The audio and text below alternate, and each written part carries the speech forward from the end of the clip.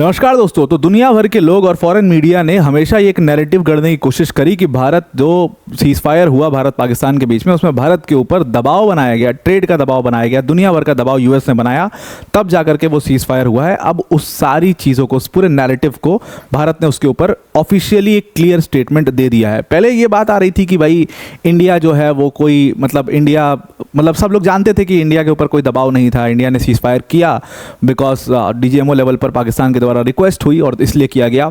11 air bases हमने उनके बर्बाद कर दिए, एकदम ही बर्बादी ला दी, तो वो एकदम घुटनों पर आ गए तुरंत ही। जैसे न्यूक्लियर जो उनकी फैसिलिटी थी वहाँ तक पहुँच गए, तो सब तुरंत घुटनों पर आ गए। बात सबको पता तो है, लेकिन ऑफिशियली क्या ये चीज़ सही है या गलत है, इसके बारे में कुछ बोला नहीं गया था।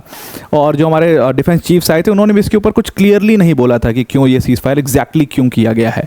तो फॉरेन मीडिया पूरा उसको पकड़ करके, उस पॉइंट को पकड़ करके कि इंडियन गवर्नमेंट क्यों नहीं बोल रही है, तो वो एक नैरेटिव गढ़ने की कोशिश। और फ्रांस का मीडिया हो गया, टर्किश मीडिया हो गया, चाइनीज मीडिया हो गया, ये तो पूरे लगे हुए हैं इसी चीज़ के ऊपर कि बस मैं कैसे भी प्रूफ कर दूं कि भारत और पाकिस्तान दोनों की जो ताकत है वो सेम है और इसमें कोई नहीं जीता, सब बराबरी का हुआ। अब ये तो कह नहीं सकते कि पाकिस्तान जीत गया, तो ये नीचा दिखा सकते हैं भारत को ये कह के कि भाई पाकिस्तान और भारत के बीच में कोई नहीं जीता, ये मामला शांत हो गया, इंडिया ने दबाव में आकर के सीज फायर कर लिया, उसके बाद जा करके ये कहीं बेइज्जती ना हो जाए। ये एक पूरा नैरेटिव गढ़ने की कोशिश यहाँ पर हो रही है। उसके ऊपर एक क्लियर कट जवाब दे दिया गया कि पाकिस्तान ने भीख मांग के सीज फायर लिया है।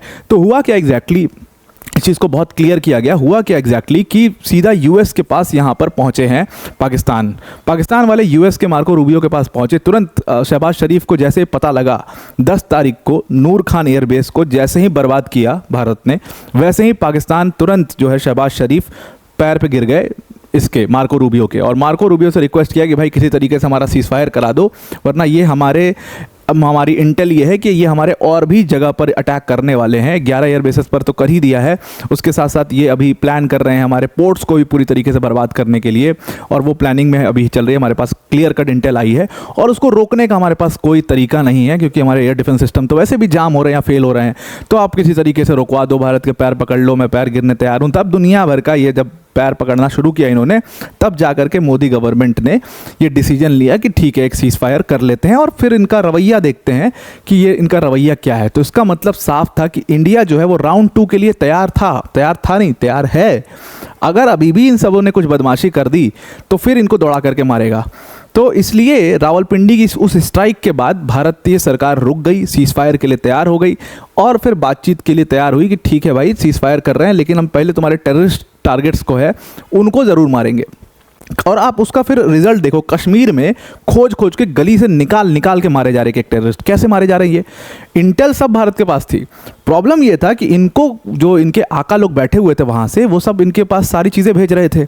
अभी तक भाई जीने के लिए पैसा चाहिए, भाई जीने के लिए आपको हथियार चाहिए, वहाँ पर सब कुछ चाहिए, दुनिया भर का आपको सेफ हाउसेस चाहिए, जो इनके बाकायदे सेफ हाउस लश्कर के और इन सब के सेफ हाउसेस वहाँ बने हुए हैं।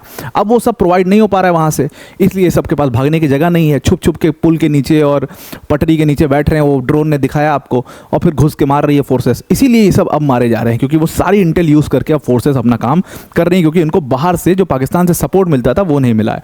तो ये चीज़ इसमें साफ कर दी गई है कि मार्को रूबियो के पास पहुंचे थे और फिर मार्को रूबियो ने पाकिस्तान के शहबाज शरीफ के कहने पर कॉल किया एस जयशंकर साहब को और अजीत डोवाल साहब से। इन लोग की, दोनों लोगों की बात मार्को रूबियो से हुई और उस बातचीत में फिर इसमें कहा गया कि एस जयशंकर साहब द्वारा कहा गया कि भाई ठीक है बातचीत हम कर लेंगे पाकिस्तान से, कोई दिक्कत नहीं है। अब देखिए यहाँ पर मार्को रूबियो या यूएस या डोनाल्ड ट्रंप किसी ने भी सीज फायर का कोई डील नहीं साइन कराया है। उसके लिए साफ साफ मना किया है कि सीज फायर के ऊपर उनसे कोई बात नहीं हुई है, हम सीज फायर करेंगे या नहीं करेंगे ये हमारी मर्जी है। उन्होंने कोई दबाव नहीं बनाया, ना उन्होंने कहा सीज फायर कर लो। उनका सिर्फ ये था टेक कि आप एटलीस्ट बात करिए, बिकॉज भारत की तरफ से कोई उनसे बात भी नहीं कर रहा था, पाकिस्तान से बात करने के लिए ही रेडी नहीं था। इस वजह से वो लोग बार बार जो है अप्रोच कर रहे थे मार्को रूबियो को और कोशिश कर रहे थे थर्ड पार्टियों से कि ये लोग आकर के दबाव बनाएं, आकर के भारत को कहें कि भाई बात करो, भाई सीज फायर कर लो। लेकिन भारत ने इसमें किसी भी थर्ड पार्टी की नहीं सुनी है। डायरेक्ट इसमें एस जयशंकर साहब ने कह दिया था कि भाई आप अपने डीजीएमओ से बात कराओ। और जो पाकिस्तान के डायरेक्ट जनरल थे मिलिट्री ऑपरेशंस के, काशिफ अब्दुल्ला, तो काशिफ अब्दुल्ला ने सीधा कॉल किया था और उनकी अपने काउंटर पार्ट से बात हुई थी, मतलब भारत के डीजीएमओ से बात हुई थी, और ये बात हुई है सुबह 10:30 मतलब 10:38 के अराउंड। और उसने भी सेम बात करी थी कि हमें इंटेल मिली है क्लियर कट कि आप हमारा कराची पोर्ट उड़ाने वाले हो, और कराची पोर्ट अगर आप उड़ाओगे उसका हम रिटेलिएशन करेंगे। ये बात हुई थी, उस पर सीजफायर की कोई बात नहीं हुई थी। तो ये कराची पोर्ट वाली जब बात आई, उनको लगा कि ये लोग ब्रह्मोस मिसाइल का इसमें इस्तेमाल करने वाले हैं, जिसका हमारे पास कोई तोड़ नहीं है, तो हमारा पूरा कराची पोर्ट बर्बाद हो जाएगा। उसके बाद इन्होंने कॉल किया था रिटेलिएशन का, उन्होंने बोला था कि हम रिटेलिएट करेंगे। भारत को उसका कोई फ़र्क नहीं पड़ा। उसके बाद लगातार जो है पाकिस्तान के फॉरेन मिनिस्टर और ये सब जितने भी हैं दुनिया भर के, ये सब लगातार भारत को अप्रोच करने लगे। जितनी भी थर्ड पार्टी थी इसमें, टर्की हो गया, सऊदी अरेबिया हो गया, इन सब ने बड़ा मतलब कोशिश करी भारत से संपर्क साधने की और पाकिस्तान को बचाने की। यूएस इसमें खास तौर से था, लेकिन इसमें एस जयशंकर साहब या हमारे मतलब नेताओं ने इसको क्लियर कर दिया, गवर्नमेंट ने इसको क्लियर कर दिया कि कोई भी पॉलिटिकल बंदे से बात होगी ही नहीं। है मिलिट्री लेवल पर सारी चीज़ हो रही है, मिलिट्री लेवल पर बातचीत होगी, पॉलिटिकल बंदों से बात ही नहीं होगी। उन्होंने फॉरेन मिनिस्टर को, पाकिस्तान के फॉरेन मिनिस्टर को खूब इग्नोर किया इस पूरे दौरान। सऊदी अरेबिया ने कई बार संपर्क स्थापित किए, भारत ने बात की, लेकिन उसमें कह दिया साफ में बीच में नहीं पड़ना है भाई आपको, और किसी की बात इसमें नहीं मानी गई। तो फाइनली इसमें साफ कर दिया था कि भाई डीजीएमओ चैनल से आप बात करवाओगे अगर आर्म फोर्सेस के बीच में तो होगी बात, नहीं तो नहीं होगी, क्योंकि भाई वो कर रहे हैं ऑपरेट पूरी तरीके से। और पाकिस्तान की आर्मी के लिए करना भी ऐसे चाहिए, क्योंकि पाकिस्तान की आर्मी कंट्रोल में तो है नहीं उनके पॉलिटिकल लीडर्स, उनके पॉलिटिकल लीडर्स कुछ और बोलते हैं, पाकिस्तान की आर्मी कुछ और करती है। तो अब आपने देखा कि वो सीजफायर करने के बाद 2-3 घंटे के बाद ही तोड़ दिया उसको। तो क्यों तोड़ा? क्योंकि मनमानी, ये दिखाने के लिए कि हमारे देश में पॉलिटिकल लीडर्स की कोई औकात नहीं है, हम हैं जो हैं, वो दिखाने के लिए सिर्फ किया गया। और अगले दिन देखिए शांत हो गया मामला, उसके अगले ही दिन मामला शांत हो गया, क्योंकि उनको भी पता था कि घुस के सब लगेंगे फिर से मारने। तो इस वजह से उन्होंने ये काम किया, बस ये मैसेज देने के लिए कि पाकिस्तान की लीडर, पॉलिटिकल लीडर्स कुछ नहीं है, आर्मी है जो है, अब हमसे करिए बातचीत। तो वेस्टर्न मीडिया ने इस पूरे एक नैरेटिव गढ़ना शुरू किया। तब एस जयशंकर साहब ने उसी दिन जब उनकी बात हुई थी मार्को रूबियो से, सिर्फ एक किस बारे में बात हुई थी वो उन्होंने बताया था कि मेरी मार्को रूबियो से बात हुई है। 10 मई का ट्वीट है उनका जो काफ़ी वायरल हो रहा है। तो फॉरेन मीडिया ने यहाँ पर एक नैरेटिव गढ़ने की कोशिश करी कि जितने भी चाइनीज़ वेपन्स हैं वो सब भारत के वेपन्स से सुपीरियर हैं, और वो जो अभी पाकिस्तान के पास हैं, पाकिस्तान का कुछ नहीं बिगड़ेगा, पाकिस्तान एक पूरी मिलिट्री पावर है, दुनिया भर का ये चीज़ है, और इंडिया जो है मामले को एस्केलेट कर रहा है। लेकिन मोदी गवर्नमेंट ने ही मामले को, या भारत ने ही इस मामले को डी एस्केलेट किया है। अगर भारत चाहता तो रावलपिंडी की स्ट्राइक के बाद, अगर आप कह रहे थे कराची पोर्ट, अगर आपको इंटेल थी तो सही भी होगी वो इंटेल, हम कर लेते वहाँ पर भी। हमारी फोर्सेस तो पीओके में खड़ी हैं, हम वो भी कर लेते। पीओके हमारे सामने था, वो तो हमारा ही है लीगली, हम ले लेते, घुस के मारपीट के भगा देते और ले लेते पीओके पूरा। क्या कर लेते, कौन क्या उखाड़ लेता, इजराइल का कौन क्या उखाड़ पा रहा है, रशिया का क्या कौन किसने उखाड़ लिया, क्या सैंक्शंस, कितने सैंक्शंस लगा दिए और क्या हो गया रशिया का, कुछ नहीं हुआ ना रशिया का। तो इंडिया ने अगर सीज फायर किया है तो ये इंडिया की अच्छाई है, उस अच्छाई में हमने सीज फायर किया है, हमारे पर कोई दबाव नहीं था। रशिया पर क्या दबाव बनाई कर लिया आपने इजराइल, इतनी सी कंट्री है इजराइल, पूरे मतलब मिडिल ईस्ट में इतने बड़े बड़े पावर के बीच में इतनी सी कंट्री है, उसने 3 बार इनको युद्ध हराया है। तो क्या कर लिया इजराइल का किसी ने, कह दिया था ना, मतलब ट्रंप ने भी कहा, ट्रंप ने ही प्रेशर बनाया इजराइल पर कि बंद कर दो, और ट्रंप के पहले तो दुनिया भर का प्रेशर बना इजराइल के ऊपर, तब भी इजराइल ने नहीं माना। इजराइल अपना, कल उसने स्ट्राइक किया, 100 लोग मरे हैं, तो वो इजराइल के ऊपर क्या ही उखड़ गया, क्या ही बिगड़ गया, उसका कुछ नहीं हुआ। और वही चीज़ यहाँ पर क्लियर की गई है कि देखो हमने तो उन एरियाज, हमने सिर्फ और सिर्फ उनके जो टेरर आउटफिट्स जहाँ जहाँ पर थे, ऑफिसर्स थे, उन सबों को मारा है। हमने खैबर पख्तूनवा में कोई अटैक किया नहीं किया, हमने बलूचिस्तान में कोई अटैक किया नहीं किया, कहीं पर स्ट्राइक की कर सकते थे नहीं किया, क्योंकि वहाँ उनसे कोई खतरा नहीं, उनसे कोई दिक्कत नहीं थी, इसलिए नहीं किया। टेरर आउटफिट्स जो यहाँ पर आपने बना रखे थे पूरे सेंटर पाकिस्तान में, उस पर अटैक किया और वो करना वाजिब भी है।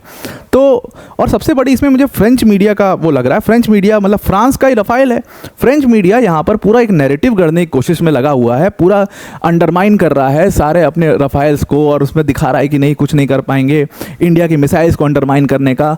बेसिकली उनका करने का मतलब ये है कि वो किसी तरीके से इंडिया और पाकिस्तान को इक्वेट करने की, ये लोग इक्वल हैं, ये दोनों की आर्म्ड फोर्सेस इक्वल हैं, और एक नैरेटिव कर दें कि इंडिया और पाकिस्तान के बीच में कोई नहीं जीता, मतलब ये एक टाई था। अब ये तो कह नहीं सकते पाकिस्तान की तरफ भैया तो हो नहीं सकते बिल्कुल ही कह दें कि भाई पाकिस्तान जीत गया, वो तो कह नहीं सकते, वो भी देख रहे हैं 11 एयरबेसेस का क्या हाल है, उनका जो डिफेंस सिस्टम था उसका क्या हाल है, वो सब मतलब प्रूफ कर दिया है, विथ प्रूफ दे दिया गया है। तो अब उनको समझ में नहीं आ रहा क्या किया जाए, क्योंकि चाइनीज़ एयर डिफेंस सिस्टम जाम हुए, इसका पूरा प्रूफ दुनिया के सामने आ गया। अब वो क्या करें, तो वो एक नैरेटिव बस इस तरीके से गढ़ रहे हैं कि बस इंडिया और पाकिस्तान को सेम स्केल पर एक साथ रख दो तो ये दोनों इक्वल हो जाएंगे। तो जाहिर सी बात है, मतलब you are known by the enemy you keep. तो इसी की बात है कि पाकिस्तान और इंडिया का आर्म्ड फोर्सेस को इक्वेट करके दिखा दो कि दोनों एक ही हैं और दोनों की पावर सेम है और ये मैच टाई हो गया है, इसमें कोई नहीं जीता है।